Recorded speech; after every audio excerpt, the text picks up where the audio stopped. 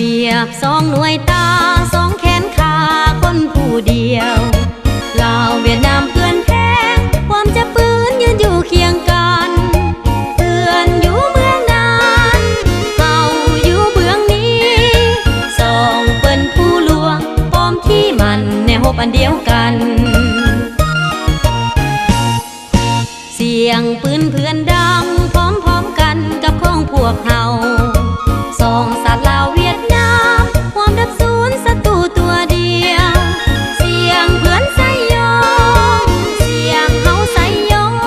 งดังแววพร้อมกันโคตรสานันพวกเฮาสะลองใส่ดังแววพร้อมกันโคตรสานันพวกเฮาสะลองใส่